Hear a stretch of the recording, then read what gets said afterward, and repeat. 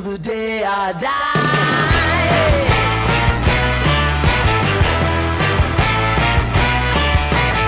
Good morning, good afternoon, good evening. I'm Sneha, and welcome to the 12th episode of The Mindful Tangent. A few things have happened. Some is actually, what we're talking about is actually by the end when everyone realizes it's not going to be real. You'll be like, what? What are you talking about, Sneha? But first, a little update on one of our previous stories, or what we talked about from the previous weeks. That is the Carom board. If you guys remember, what happened was, just a really high level, was this group of friends created a company that revolved around the Carom board game, and pretty much the social media and the approach itself was just not a good one on how they approached of creating. It was a lot of language of, we're creating a game, not, it definitely, the wording had to be improvised a lot.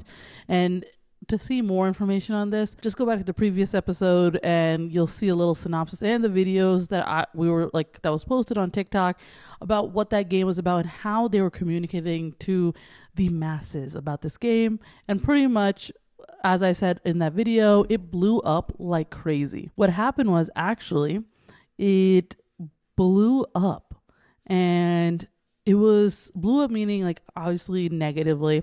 A lot of people on TikTok had comment. Now, the thing is, I believe in making comments like, yeah, giving the approach is not the best, all those kind of things. But there were some people that were going a little too far about go hurt yourself and all that stuff like that. Those comments are never necessary, honestly. And most of these people that leave these kind of comments are always people that are behind the screen. You know what I mean? And they don't face the consequences. Because reality, who's saying that? Like, you really have the guts to say that to somebody to their face? And if you do, that's even more concerning. But anyways, so I wanted to check if they made any updates. And obviously, as the days progressed from those posts and the one that went viral, they kept deleting or hiding the videos from people from seeing. And I believe at one point there was just 2 videos left. And I remember telling my friend, because I was showing her, I was like, oh, there's only 2 videos. And one of them is the one that's getting that negative views. And I was like, are you just keeping this post up because it's getting negative views, but it's still views? You're going through that approach, or like, what is the approach here? But I think at one point after the fact, after I posted the video, and like a couple days later, I think they're probably getting so much feedback, negative feedback, that they just removed all the videos. I'm recording my screen again. Woo. They have officially changed their logo. I mean, maybe this could have been the official logo. And they have started new. Now, they have, I believe, sharing love for centuries old South Asian game. That seems familiar. That may have been there already. But correct me if I'm wrong. And then they have this first video. And this is the person who actually introduced the game to all these group of friends, right? This 4 group of friends. Okay, so let's watch it together. We've been getting a lot of feedback on TikTok recently, and I just want to clarify who we are and what we're doing. I'm Sham. My parents immigrated to the States from India, and like a lot of South Asians, I grew up playing Carom at home. I'm starting to play Carom as a way to share the game that I love with more people. For me, Carom is nostalgic and lets me connect with the people that I love offline. I'm producing my own board with design elements that I like to see as someone who plays the game every day. Our prototype is going through some rework, but we're going to have our final product ready soon. But if you don't want to wait for our board, your local South Asian grocer is a great place to pick one up. I'm not the most comfortable on camera, so this is a little awkward for me.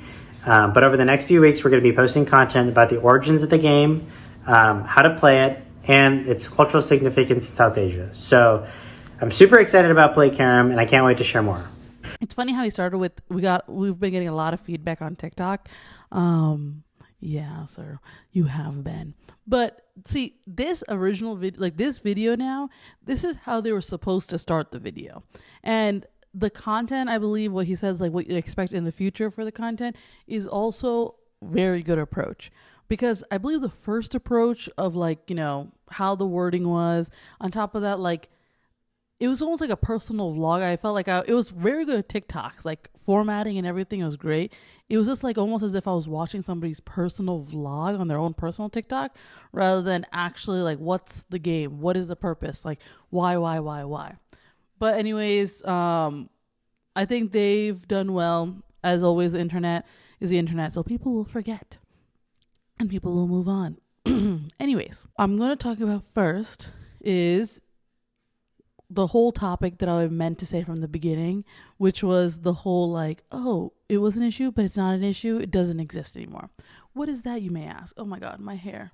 And also, I'm so sorry for my hair. I cut my hair. It's, I don't know what's happening, okay? And also, I got myself a new cup.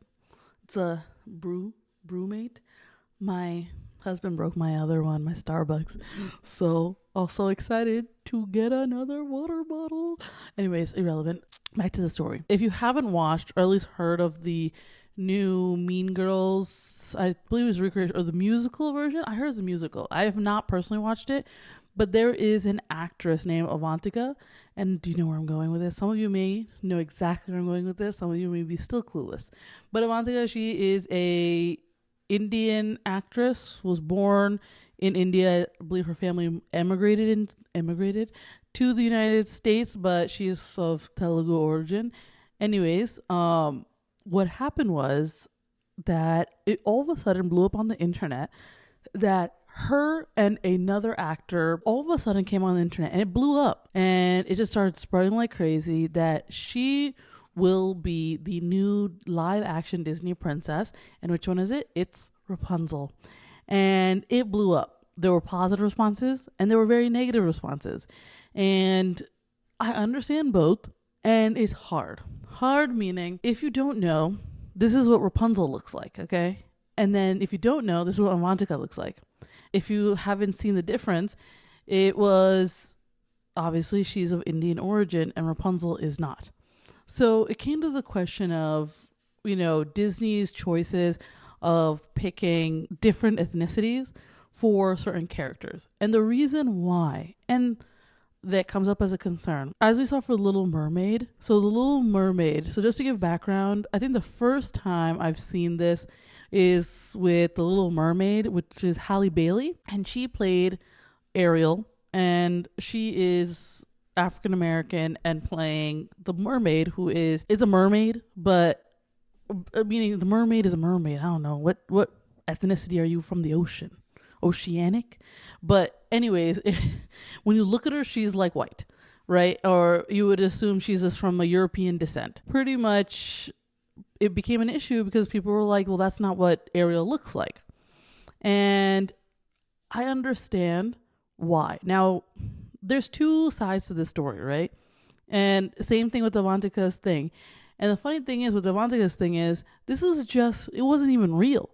It was, I guess there was a fan who had created an art and had made Avantika's hair blonde. Like, they were just doing some fan edits.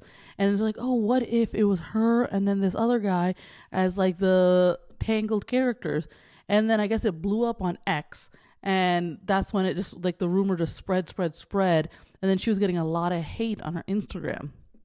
Now, going back to the whole point of, playing the character and then playing, like, the character that we see, especially if it's an animation and it going to live action, and should it be someone of that exact ethnicity, someone that looks to a T to that person or to that animation, or are we allowed or is there creativity and like more, doesn't matter, let's add in some more different kinds of characters that may not look, but we can like do something. So for instance, like the Little Mermaid, once again, she does not have an ethnicity, but you can see her color of skin. And in terms of hair color, I feel like hair color is irrelevant personally. The reason why I say that is because now people in this world, you can dye your hair. You know what I mean? Like, it's not like you naturally, like, nobody's hair is, a lot of people don't like have natural hair of their color. It's been dyed. You know what I mean? So hair color, I feel like, is irrelevant, right, to the story. So I'm just going to move hair color to the side. But ethnicity and how you look does play a role in what it looks like and how it is. Now, thing is, there's one side that's her and there's one side that's like, I feel personally is saying it but not saying it. Do you know what I'm catching? Like, people are making comments like, oh, I wish Little Mermaid didn't look like it, but they're not saying the actual what they mean. And I'm catching their drift, but I'm just interpreting what they're saying. But let me explain. So there is the side of, for example, there's Avantika, this whole thing about her being Rapunzel that ended up being a rumor. the people that agreed with it are like, oh, it's great for diversity and showing people of color in the story. And then one person, which actually one person said a comment which was like, oh, that's a pretty good idea, is that like, Indian people have long hair and it's like known for Indian people to have long hair. And it's like still accurate in terms of like idea of like long hair. You know what I mean? But we said we're not going to talk about hair. And, it's all about ethnicity and bringing in a diverse background, right? Now, the thing is, the other side, I have not seen a video thus far, but it's very noticeable that a lot of people just don't want to say it. And it's just like, and I get it, right? I get it, meaning like as a person who understands the importance of diversity, also you have to understand like you cannot expect both things. What I mean by that is, and what I think these people are trying to say is like, how come if it's a Mulan, like if it's a Mulan who's a Chinese, right? Mulan is Chinese, right? Or if it's Princess Jasmine, who's, I'm pretty sure she's Middle Eastern. And like, all these characters that are people of color, if it's the opposite, where if it's somebody of European descent or like, white skin playing any of these characters, it's not good. But if you do the vice versa, it's fine. Isn't it equal racism? And racism is a hard topic, okay? Because there is racism in the world. World meaning everyone thinks the United States is bad. Go outside the country, then you'll really face racism. I totally understand that point of view, that it's like you cannot expect both. You can't get both ways.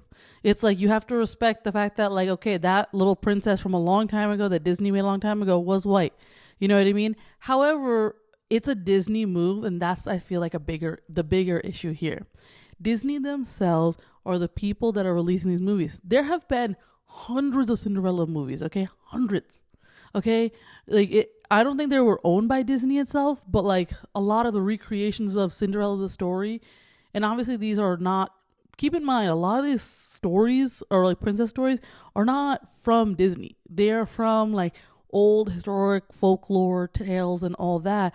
And Disney obviously took those stories, and which many other people have, and created those into animations and all that stuff, and put their own information or put their own creativity into those stories to make a movie or a princess. I'm torn because I totally understand like reverse racism. Okay, the whole people saying reverse racism, that is a thing. Okay, we can have reverse racism. We can have reverse like these kinds of problems. You know what I mean? But I do think there still should be diversity. Does not mean there's not, like, you should still speak out for diversity, right? Yes, we should be speaking about diversity, bringing in new princesses that are, diverse TV shows, not just Disney alone, right? Disney, I feel, okay, whatever, they're doing the thing, but like, this is in general, filmmaking and TV show making, everything. A lot of the times they do not follow the ethnicity at all. And I was noticing that too. It's like sometimes you'll watch a movie and it'll just be like, you can on 100% tell that this is a certain ethnicity show or movie. Like it was like the story itself, the main story, it's this ethnicity. But then when they remake it or make it like for the first time, like the story, it's all a certain color. You know what I mean? And it's usually of a Caucasian descent. And in that way, I totally understand. Like, you know what I mean? If it's like somebody that's like Native American or like someone that looks, you know what I mean? It makes sense to the story. But I think it's the opposite, that like, okay, then don't say like one thing and be like, oh, okay, but it doesn't apply for you people. Because how is that fair? How's that fair? Meaning like, how's that opening a conversation? If you're wanting one thing, but you also don't want to treat another group that way, don't do that. I feel like that personally is not the way to go. But just like give you background, right? Like for instance, Rapunzel, like when I was looking it up, is this the story of Rapunzel? Like just the idea of someone with long hair, someone rescuing, like that's pretty much what I was looking up. Like every single story, all these princesses, I was trying to see what's the origin and where they come from. Like Rapunzel, for instance, there was a Persian poem, like storyline similar to Rapunzel. There was in Italy another story similar to Rapunzel, and then also a French story, right? And all these is different forms of art as well. Some of them are spoken and verbal, right? A lot of the times we talk about folklore and everything, it's like just generationally passed. Then there's some that are in ballads, right? Which are songs or poems and so forth.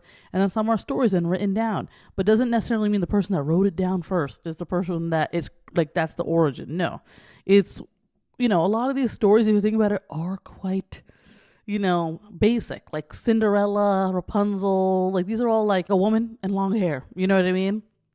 And then there's things like Mulan, for instance, which is very specifically from China's history and dynasty. I feel like just in general with the whole princess situation, it is 1000% a balance. And that's in characters in general.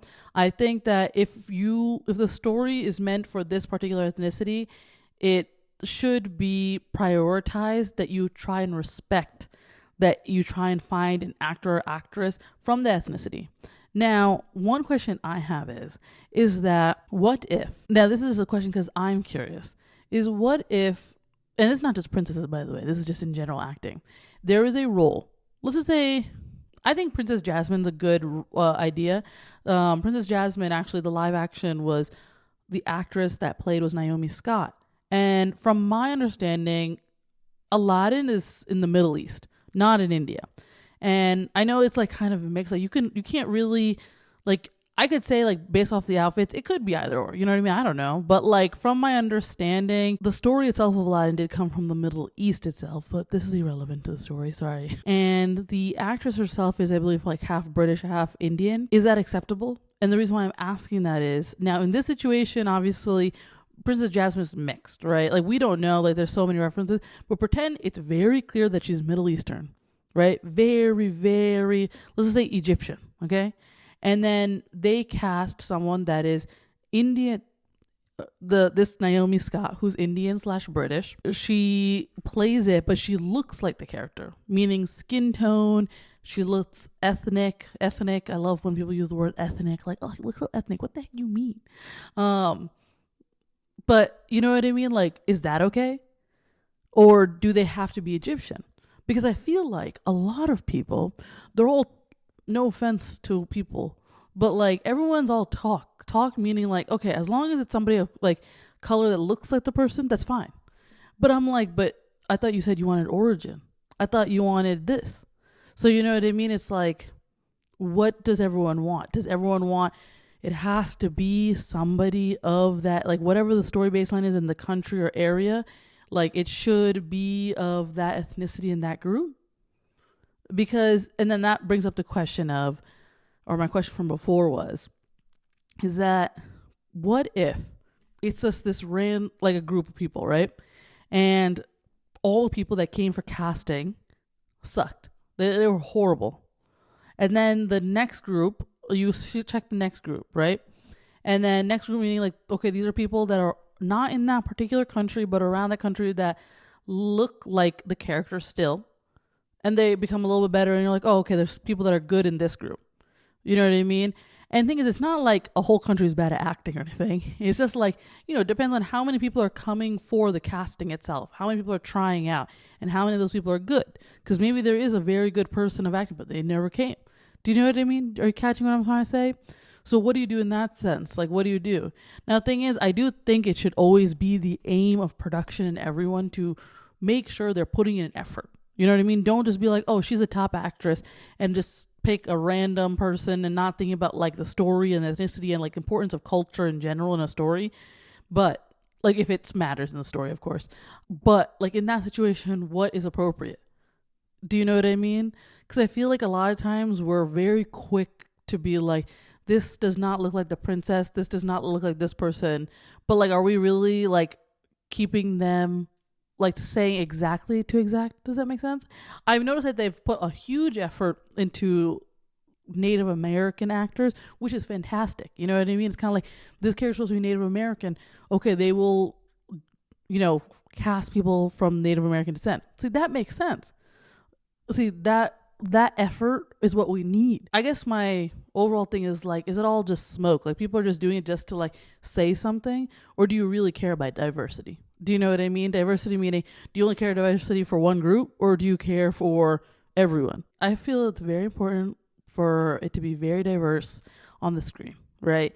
There are many people that get influences from a young age, seeing like, okay, that person looks like me, right? Whether it be hair color, hairstyle, like, color of your skin or color of your culture, right? We just relate to that much better, right? And it's just like something like, oh, you look like me, you act like me. It could be anything, right? I'm just curious, what do you guys think about, obviously Avantika is not, or allegedly not, Rapunzel. It was just like a rumor that's going on that it just blew up. But what are your thoughts on this whole, like, having the character itself that's been established, that is specifically for roles that it's very been well established that it is a certain culture that is supposed to be playing that character. And when it comes to who's casted and who should be playing that role, what are the limits? Should it always be okay in this situation? For instance, Rapunzel is of, I believe, German descent. So then should it be a German actress or German descent? Or does it matter and should just be anyone that looks white? Or does it not matter at all? Nothing matters, and it just could be any ethnicity. And in terms of Disney in general, right? Disney, because they have these animations, when they release a live action, that will be like the first live action of that story. So should they put an effort for at least the first live action to be accurate to the animation itself? Because obviously we know there are many, many versions of movies like Snow White, Cinderella, and so forth out there that are not from Disney. But like, what roles do all these different casting to directing to scripts and everything, like what roles do they play? What is your thoughts? I'm curious to know. But anyways, moving on. I really was going to give you guys a history of like the princesses, because it was so interesting to me, like where all these princesses came from and like the stories. And I was like, oh, so there's not like original idea here. Great. Fantastic. This is kind of old news, honestly. It was the idea, or there was a TikToker named Leo Skepi, and he was in some backlash, and he's since apologized, by the way, too, and said that he'll do better, which is great. You always want people to improve, right? Now, the thing was, what he had made a comment on, and pretty much it was opinion on the fashion industry and sizing. And it says, brands are allowed to want a certain image and look with their product, and they are allowed to make things for people they want to make them for. And this was in reference to sizes. And I believe, from my understanding from watching other people's podcasts as well, is that he himself was overweight at one point. It coming harsh from somebody that has experienced that lifestyle at one point in their life. I think what he said was pretty brutal. And the reason why I say that is, what he said is a fact in the sense that companies will only do what they want to do for profit. Okay, that is a fact. Like, let's think about it, right? Not just clothes, right? It's even makeup. So for you, those who wear makeup foundation, this is before Fenty, I feel, and before that, and the time when there's foundations, right? I will speak for myself, which I know many of you will relate to, is that there was not diversity at all in colors. You know what I mean? And it wasn't just like, why do I have to spend $60 just to get to my color? Does that make sense? And that's not like, what I mean is, there's two ways of meaning that. What is that meaning, Sneha? Yes, I'll tell you. One is either you have to go up and get a luxury brand that's more like a makeup, one's for makeup professionals, and buy that foundation line, which would like probably hit like 50 up. I feel like upper 40s, 50s, 60s, depending on the brand for a foundation. Or what's your second option? Your second option is, even if you go to a drugstore, or even if it's still at Sephora or Ulta, is you buy two foundations. I remember I had to do that for a while, like many times, where I have to mix my foundations, and still do, because olive skin tones are not, my skin tone is not good for makeup whatsoever, or makeup meaning like a foundation, because you would think I have some yellow tone. No, not at all, but this is irrelevant. Anyways, but like, you have to mix the foundations of two colors to get to your skin tone, right? Then there's, of course, skin colors where they don't even think they exist. And this is not like, okay, for instance, I'll speak for me. I know I'm tan and like, the color names offend me a little bit. It's like sand. I'm like, oh, that's nasty. It's like, I'm like sand. And I'm in that, like, if you see sand, that's where I am. Like my range is over there. But at least I'm like in between range. There are people of darker skin tones that literally like after a certain level, like no one's darker after that. Like, I'm sorry, what? And you know what darker mean? Like when I say darker, it's like some of these shades, I don't even have anything that's like brown.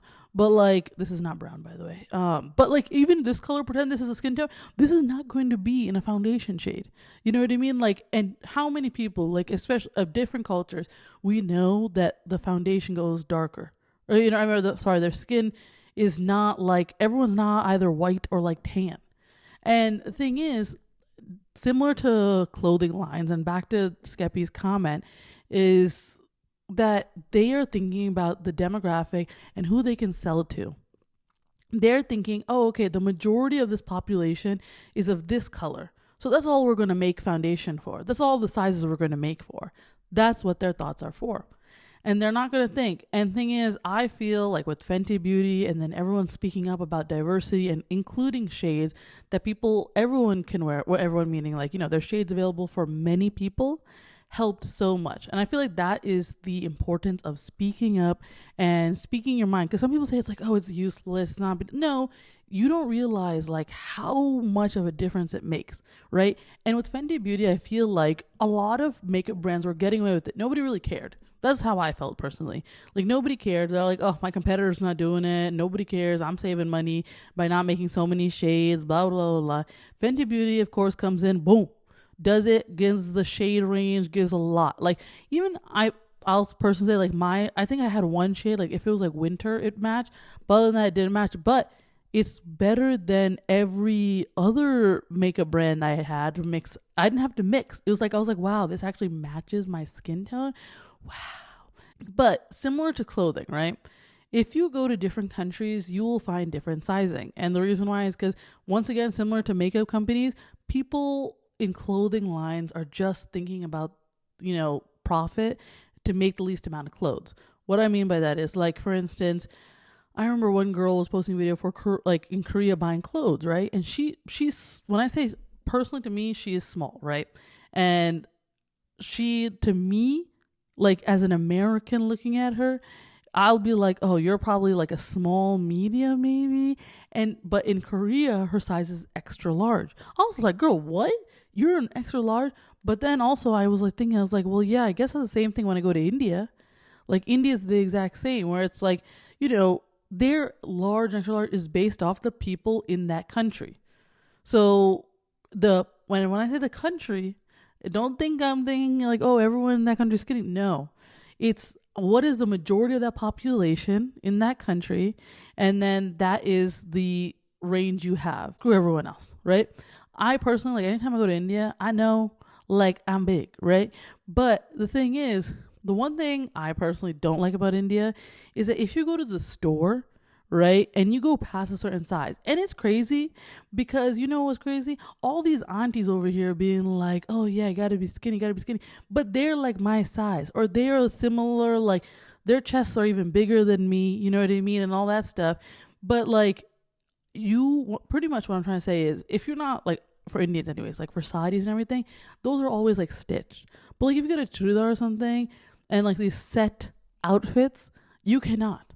Like I remember I was just trying to get like this top just to wear with leggings, and even my husband was shocked because he didn't really know or understand how it worked for women. And obviously he's a much skinnier built than I am, and he was just like, this is it, like this is all you guys have, to the store lady. And I was like, child, this is why I don't want to come here. I could have just gone to the other store where I could just go from the rack and just pick it up.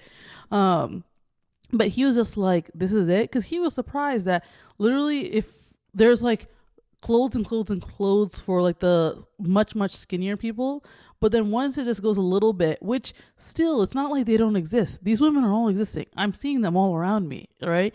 It's like, then it only becomes like one or two styles. And it doesn't make logical sense to me personally, because it's like, I would think if you go to a store, it's like you have one design, you have it in certain sizes. Same thing, like, certain sizes.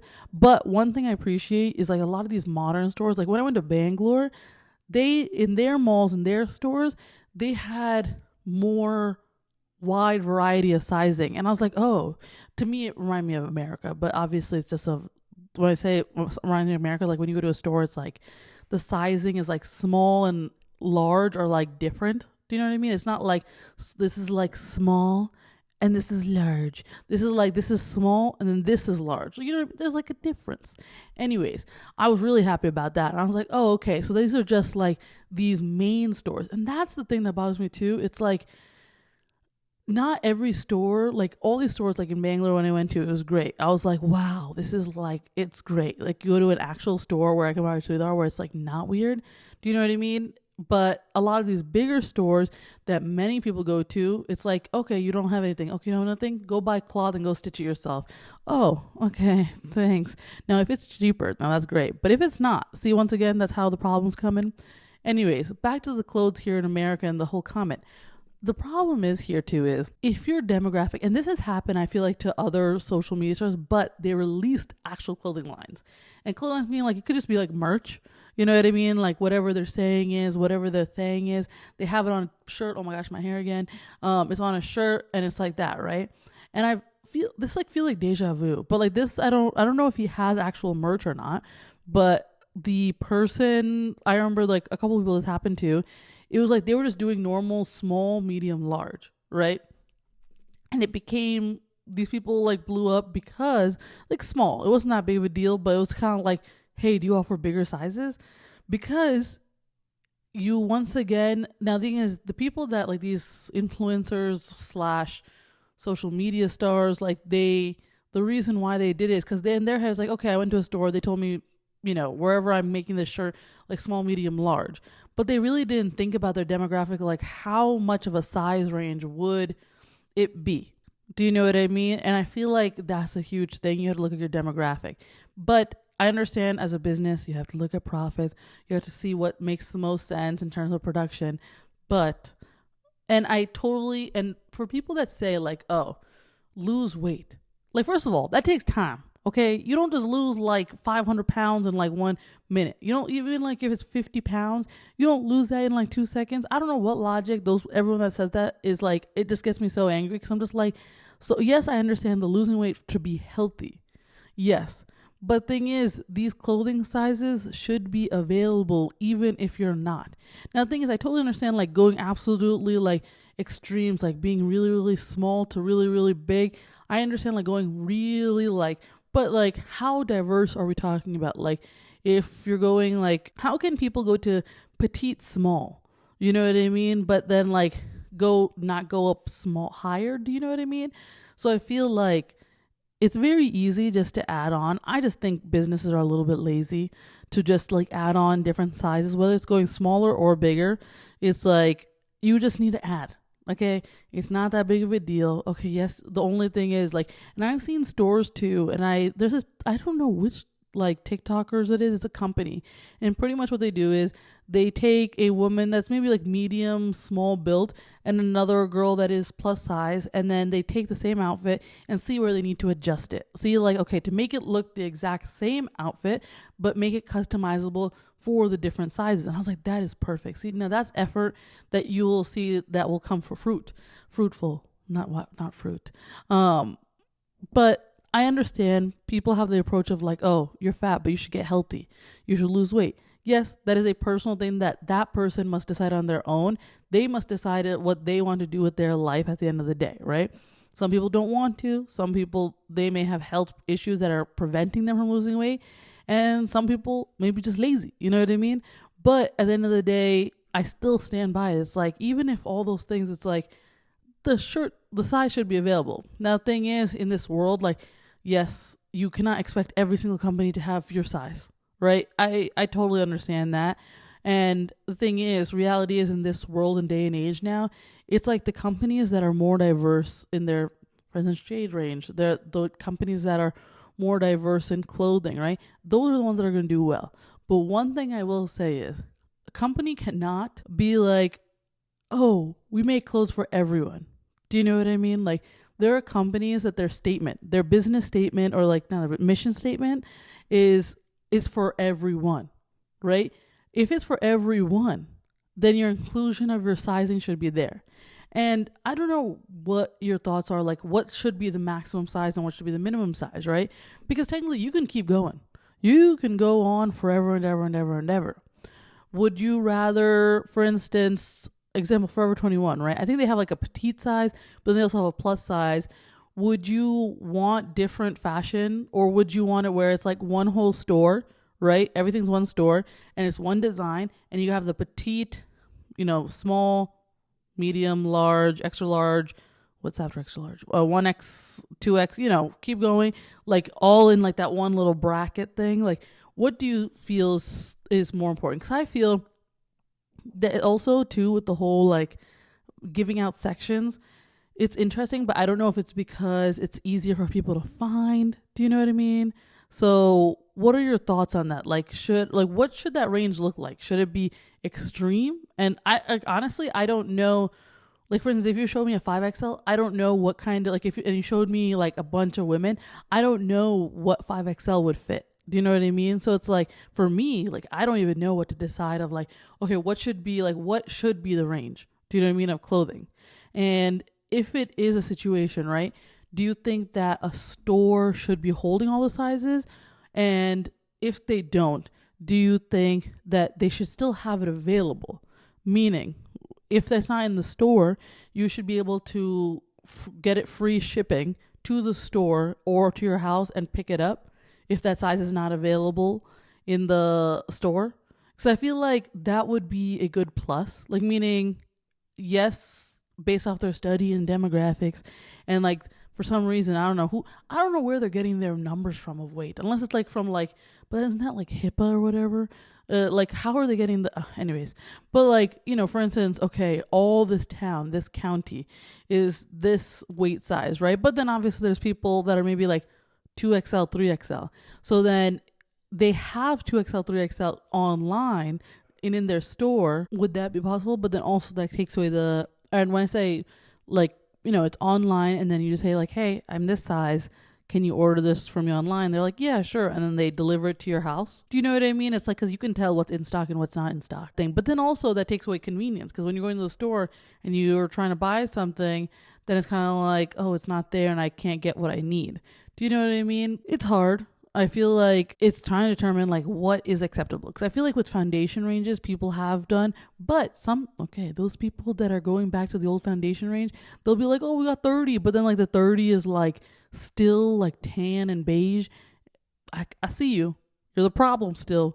But like in terms of sizing for clothing, what do you guys think is acceptable? Like should it be, as I said, like, they're still available online, but they have to, if it's an in-store store, you got to go through the cashier and like order it, or should it all be available instantly for equality? Like, what are your thoughts? Because I feel like both the topics of just the ethnicity portion with Rapunzel, and characters, and then also like the sizing and what's available is a huge topic that we face. And every single one of them, guess what? You got to speak up. And yes, there's sometimes a little bit too much of an extreme of speaking up, in my opinion. But if that conversation isn't had, these people will not know, right? And these companies will continue. Film industry, the stores, beauty industry, they will continue, because you know why? It's easy to take advantage of a group and just keep doing it and making more profit than, making an actual change. But anyways, that's the end of the episode. Maybe next episode, I'll give you guys an update on P. Diddy. I wanted to give it some time to see what comes out, because there's a lot coming out. Let me know if you have any thoughts for next week's episode, or anyone that I should bring on. No, don't say that. But thank you so much for watching this episode of The Mindful Tangents, and I'll see you guys next week. Don't forget to subscribe, like the video, follow Instagram, and appreciate all your support. Okay, bye.